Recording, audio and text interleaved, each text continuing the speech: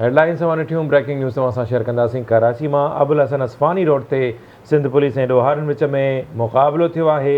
एक अहलकार शहीद थी वियो आहे जॾहिं त हिकु अहलकार ज़ख़्मी थियो आहे। अहम ख़बर है अवां सां शेयर करे रहिया आहियूं। ॾोहारी फायरिंग करे फरार थी विया आहिनि। ॿिनि पुलिस एहलकारनि उन्हनि जो पीछो कयो। ॾोहारियुनि जी फायरिंग में पुलिस एहलकार गुलाम मोहम्मद अबड़ो शहीद थी वियो आहे। अवां खे अपडेट ॾेई रहिया आहियूं। अहम ख़बर है कराची खां अब्दुल हसन असफ़ानी रोड ते पुलिस ऐं ॾोहारियुनि विच में मुक़ाबिलो थियो आहे। हिकु अहलकार शहीद थी वियो आहे, हिकु अहलकार ज़ख़्मी थी पियो आहे। जिन नाज़रीन असां हाणे जॉइन कयो आहे ब्रेकिंग न्यूज़ तव्हां सां शेयर कयूं पिया।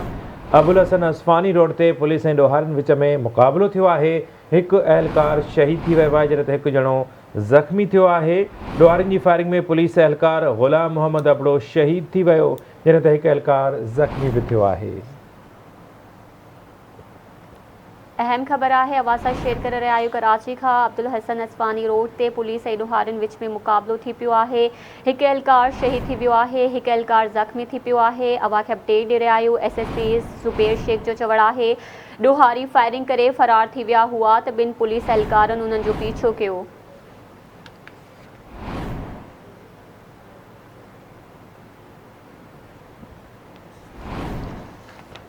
अवां खे अपडेट ॾेई रहिया आहियूं। ॾोहारियुनि जी फायरिंग में पुलिस एहलकार गुलाम मोहम्मद अबड़ो शहीद थी वियो, हिकु अहलकार ज़ख़्मी थी पियो आहे।